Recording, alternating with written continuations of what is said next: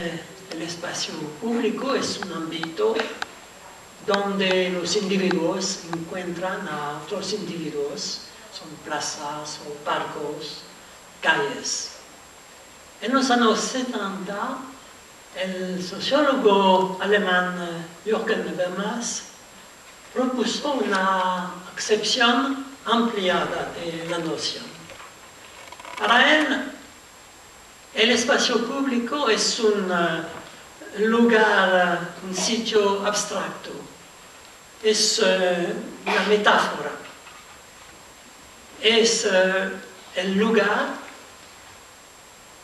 metafórico donde se pueden tener debates, intercambios entre los ciudadanos.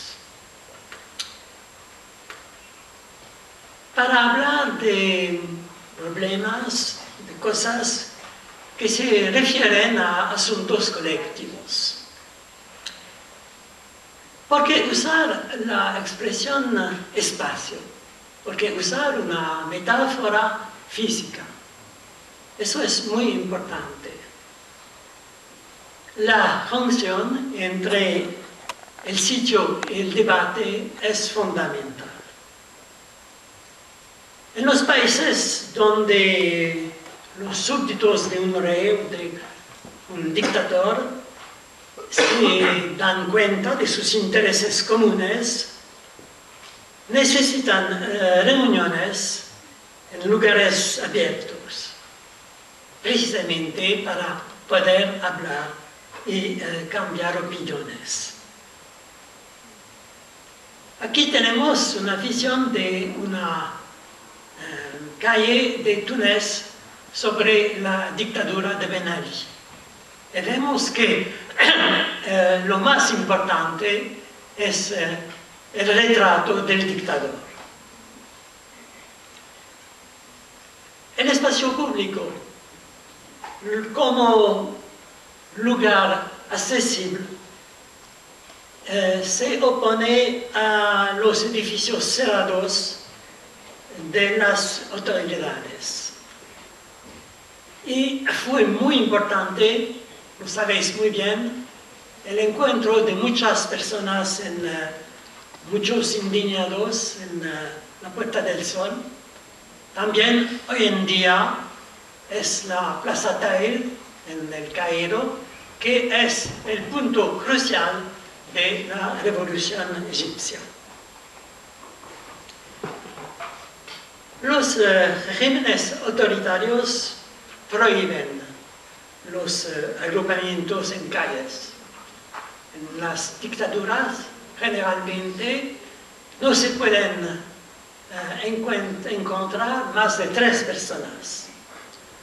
Porque los dictadores saben que cada encuentro ocasiona debates. Y hablando, los individuos descubren que tienen molestias idénticas y que pueden unirse para resolver sus problemas. Entonces, es muy importante para las dictaduras confinar a la gente en espacios privados, espacios cerrados. Así creen que sus problemas, el paro, por ejemplo, es un problema singular y los individuos no se dan cuenta que es un problema general, un problema colectivo. Entonces,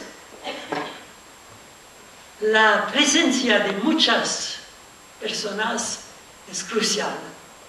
Crea una atmósfera de contestación. Hablar en lugar común incita a formular quejas. Aquí tenemos una foto que me parece muy importante. Vemos a muchas mujeres en Túnez siempre, y es una cosa que no podía existir el año pasado.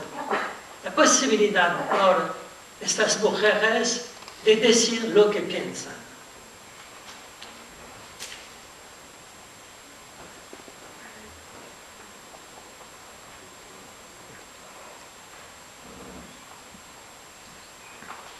Vemos ahora una pequeña película que fue mandada en internet en enero de este año.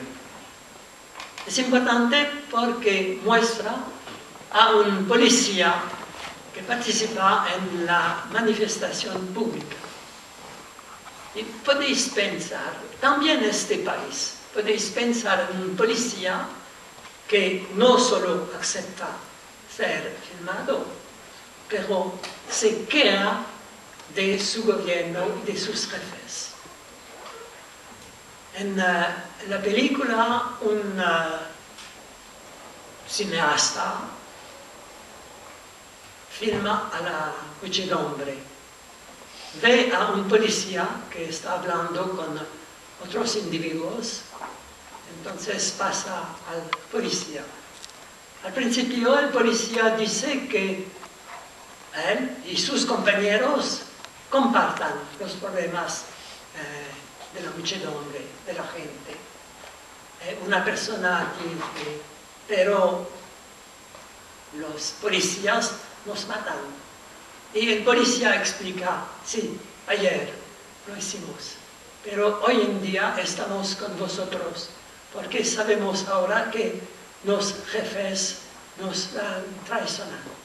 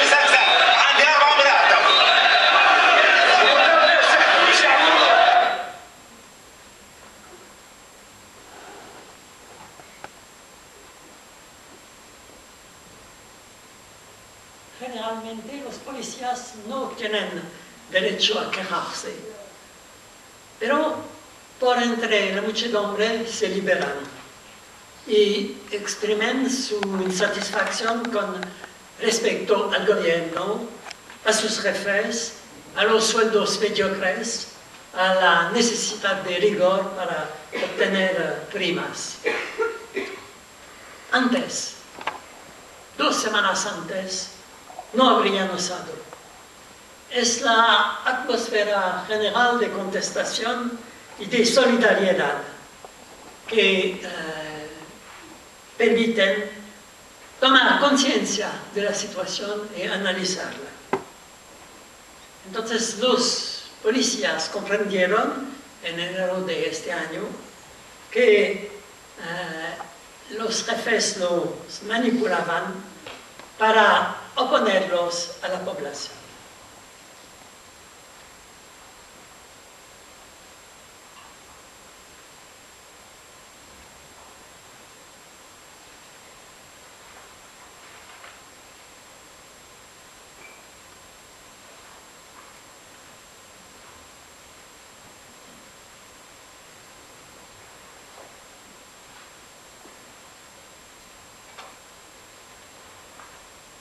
Entonces, vemos que en el espacio público se encuentran dos cosas diferentes. Una es la impresión de fuerza que disminuye el miedo. Y es también el hecho de poder hablar, mientras antes era imposible. El espacio público es el lugar físico, pero también metafórico, teórico, donde circulan quejas, noticias y también, muy importante, propuestas para solucionar a los problemas. Entonces, ¿cómo explicar que no existió antes de enero de este año un espacio público en muchos países? Donde los indígenas manifiestan, muestran sus preocupaciones comunes, sus apuros cotidianos. Pero en todos los países existe ahora lo que podemos hablar la democracia formal. La democracia formal es el hecho que cada 4 o 5 años podemos votar y escoger los dirigentes. Y luego, ¿qué se puede hacer? Casi nada. El hecho más impresionante es que votamos para nombres, para personas, y no para problemas, para asuntos que son los más urgentes y los más difíciles de solucionar.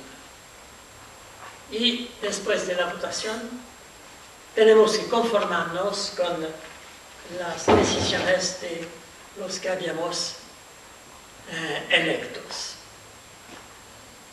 El elemento importante es la información y el derecho de criticar. Pero aislados, los ciudadanos no comprenden los intereses que defienden los responsables políticos o económicos. Es muy difícil comprender hoy en día lo que se discute en Bruselas, en los gobiernos europeos o africanos. Mientras los talleres como los que se ven hoy en día en la Puerta del Sol consienten hacer síntesis de asuntos de actualidad. Y cuando todos se han enterado del hecho que son problemas colectivos, debatir sobre las posibles soluciones.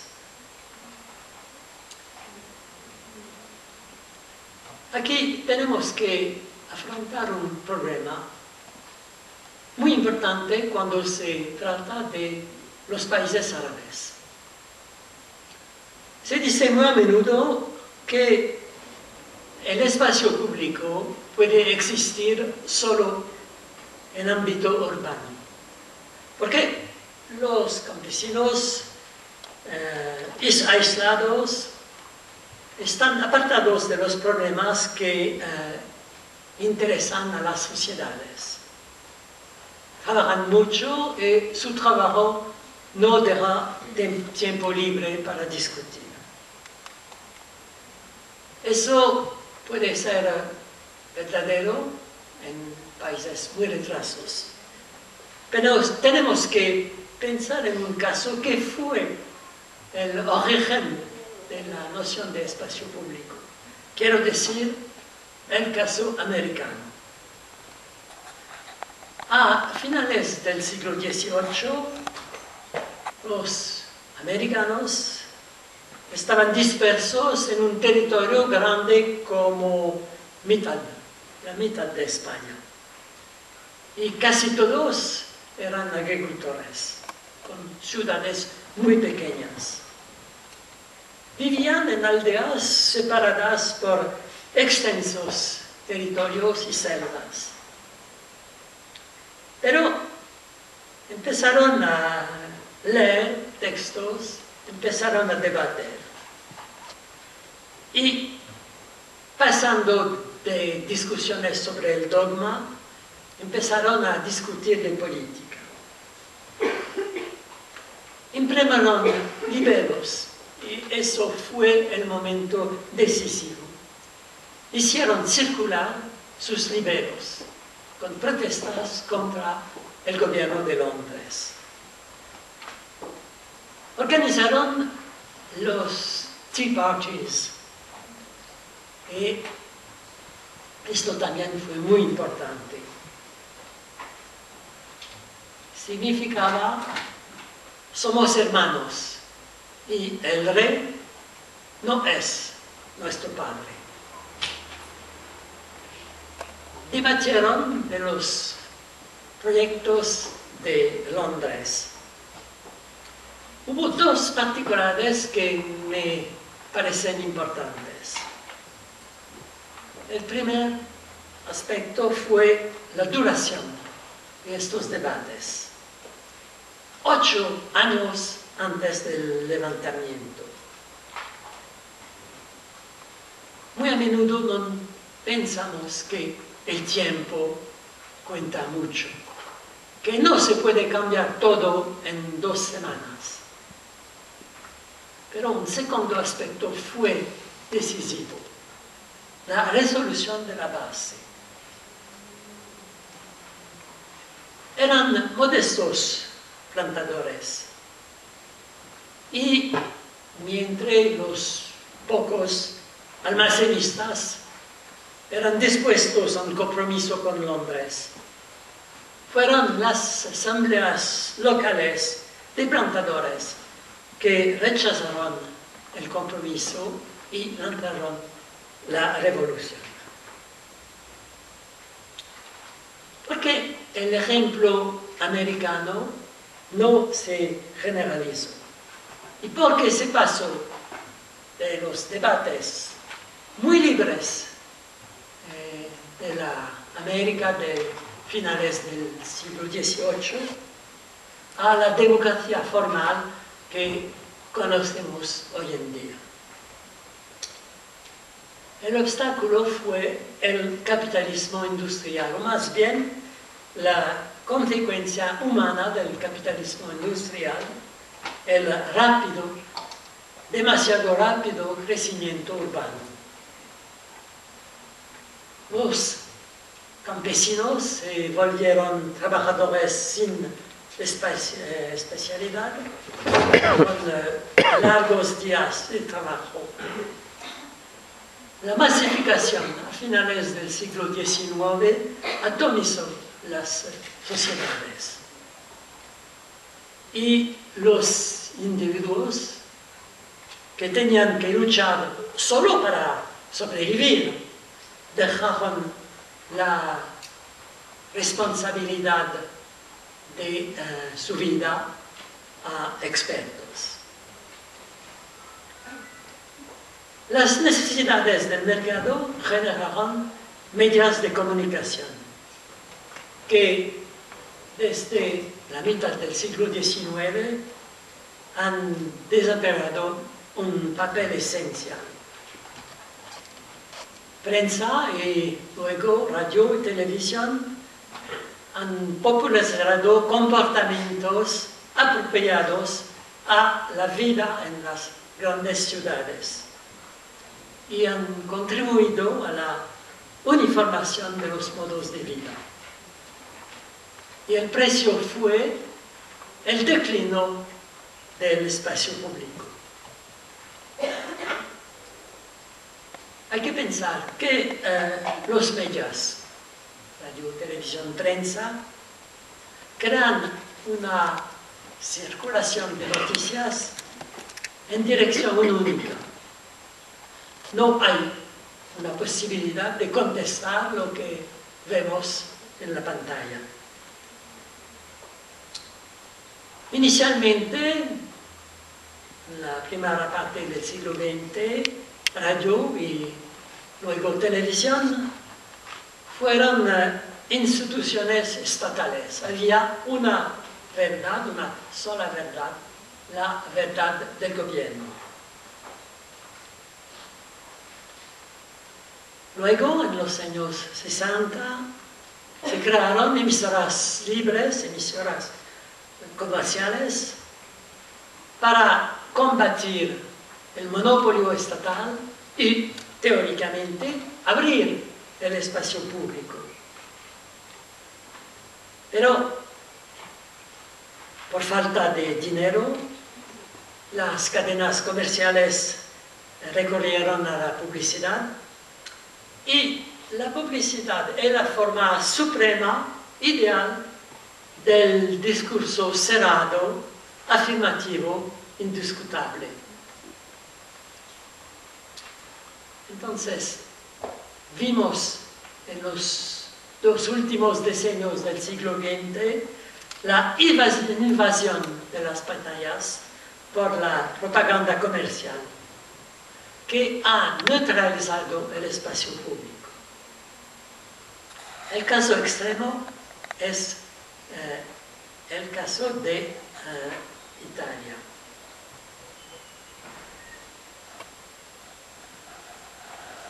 Porque en Italia, Berlusconi, un empresario que por casualidad compró una red televisiva para su publicidad, consiguió unir comercio y entretenimiento. Y una vez jefe del gobierno, en 1994, impone las mismas reglas a la televisión pública. Los ingleses han forjado un neologismo para esto, lo que llaman infotenimiento. Hay noticias que sirven al poder, hay publicidad, hay distracciones y así no hay más un espacio público. Berlusconi parecía intocable porque tenía prensa y televisión y decidió el año pasado de votar leyes que le servían. Una ley sobre la privatización del abastecimiento de agua para aprovechar el dinero del agua y también una extensión del nuclear. La oposición obtuvo un referéndum sobre estas leyes y Berlusconi y su gobierno estaban muy tranquilos porque sabían que 2/3 de los italianos se informen solo con la televisión en manos de Berlusconi. Y, cosa muy extraña, no pensaron en la web. A través de Facebook, los italianos crearon una nueva cadena de informaciones. Inicialmente se trataba solo de jóvenes, pero luego se extendió a todas las generaciones. Y en el referéndum, las leyes de Berlusconi fueron rechazadas. El día siguiente, los comentadores parecían muy sorprendidos. No se habían dado cuenta de los cambios en la circulación de las noticias. Se trata de una mudanza reciente, actual, pero me parece una mudanza irreversible. Hoy en día pasan más mensajes por blogs que cualquier otro medio de comunicación. Y se puede decir que las revoluciones árabes de 2011 fueron infantes de la web. Aquí tenéis una foto que me resulta muy interesante. Estamos en El Cairo y vemos escrito con caracteres, nuestros caracteres, no árabes, Twitter. Es una publicidad para el uso de Twitter para tener noticias. La rapidez prodigiosa de la Revolución Árabe coincidió con la extensión de la red. En Túnez, por una población de 10 millones de habitantes, hay más de 3 millones de personas que están conectadas con Internet. Es una proporción enorme en un país que hasta poco tiempo parecía totalmente pasivo. También hay muchas conexiones con Facebook. Entonces, bastaron 4 semanas para cazar el dictador. En Libia había solo 6% conectados. Entonces las noticias no circularon.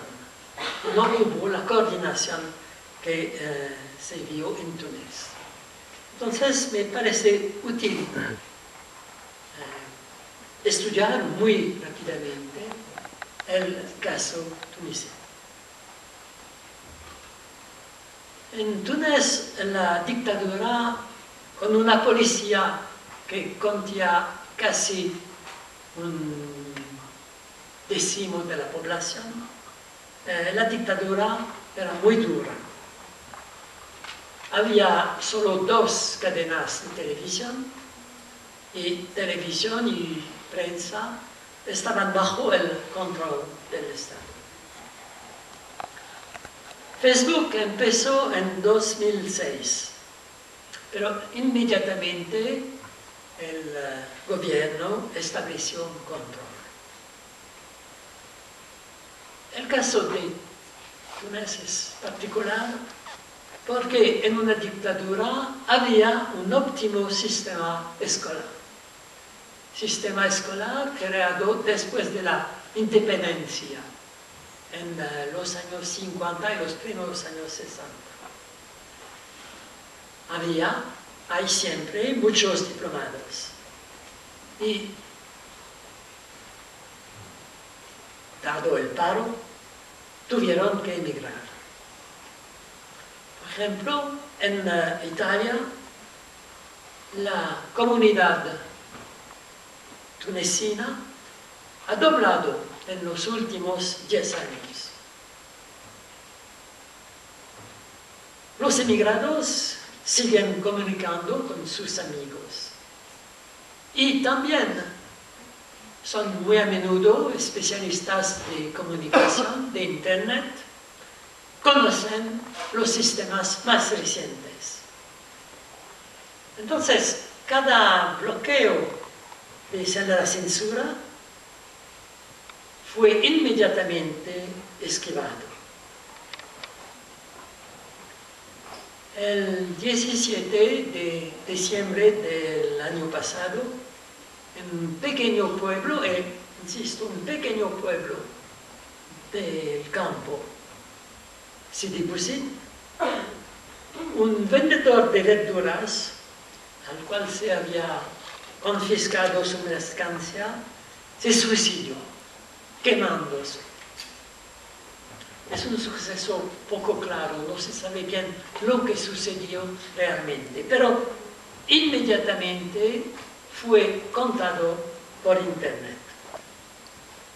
Y aunque no fuera controlado, no se supiera bien cosa que había sucedido, el hecho fue conocido por todo el país. El gobierno paralizó Dailymotion y YouTube. Pero las noticias mandadas a Europa volvían vía Twitter y provocaron otros testimonios sobre las agresiones policiales. El suceso decisivo, tenemos que decirlo, fue la intervención del ejército que exilió al presidente. Pero la web había movilizado a la población. Los tunecinos estaban hartos de la dictadura, pero se sentían aislados, impotentes. Y buscando, porque todos querían saber lo que había sucedido en Sidi Bouzid, buscando información, se dieron cuenta que la mayoría de la población estaba implicada. Y la correspondencia a través de la web estableció una solidaridad. Por primera vez hubo una determinación general visible que impresiona a los oficiales del ejército. Entonces, la web, Internet, que es una zona virtual que no existe concretamente, había creado en pocos días un verdadero espacio público. La web ha modificado la gestión de las comunicaciones. Lo sabemos, las noticias tienen sobre todo un valor económico.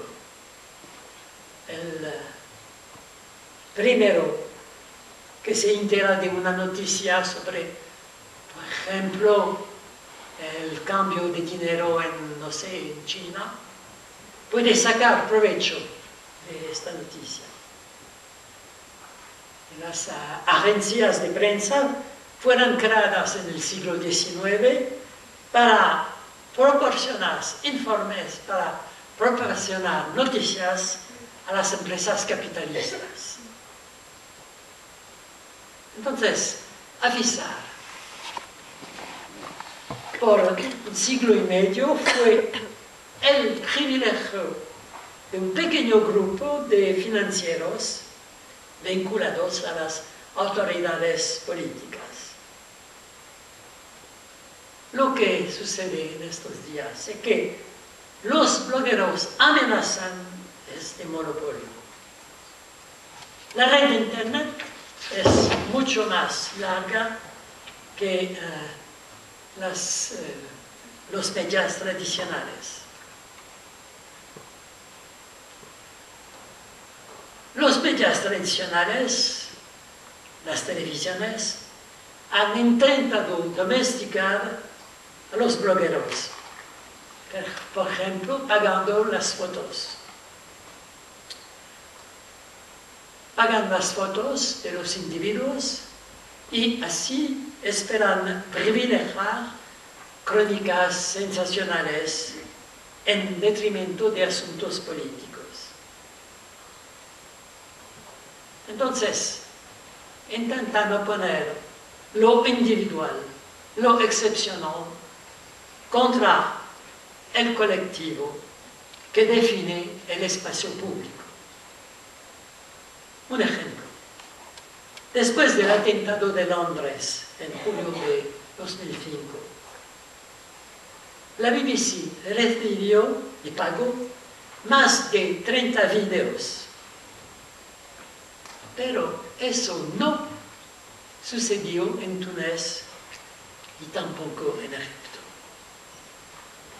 Hubo muchas fotos, muchos vídeos mandados a la cadena Al Jazeera.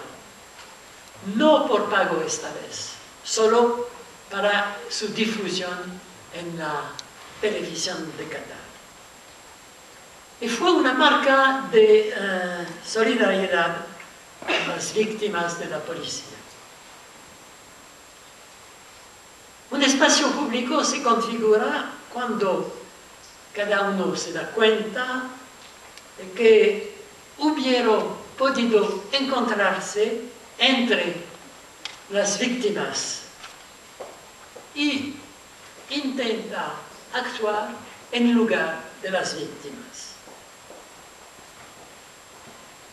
En los días de sublevación en Túnez, los asuntos personales, las quejas, que son el tema usual de los blogs, dieron paso a la idea de resistencia. Y esto continúa, por lo menos en Túnez, después de la caída del poder. Se habla mucho de problemas generales y de la necesidad de reformas. Los blogs son interesantes porque revelan la difícil situación del país, donde las calificaciones profesionales se han multiplicado sin salidas correspondientes. Y cuando las personas hablan de su situación personal, lo hacen desde el punto de vista general. La web tunecina ofrece un panorama preciso y muy extendido de los problemas actuales. Eso es el elemento principal, fundamental, cardinal del espacio público. Hay numerosas sugerencias y hace falta ordenar las sugerencias, clasificar, hacer circular. Pregunta: ¿quién puede asumir la responsabilidad de clasificar y hacer circular las sugerencias? Esto es el problema. Los blogueros muy a menudo desconfían la delegación a expertos que puede transformarse en autoridad. Pregunta actual de hoy en día: ¿cómo organizar el espacio público sin dejar las riendas a una minoría? Es un dilema, pero ese dilema es el mismo fundamento de la democracia. Los medios digitales otorgan a todos la posibilidad de manifestarse y de comunicar. Una posibilidad que nunca en la historia había existido. Las revoluciones árabes han metido en evidencia una fuerza capaz de potenciar un verdadero espacio público. Y tenemos que concluir. Tendremos que descubrir dentro de unos pocos años si los individuos han sabido participar en lo que les concierne directamente, es decir, el manejo de su existencia.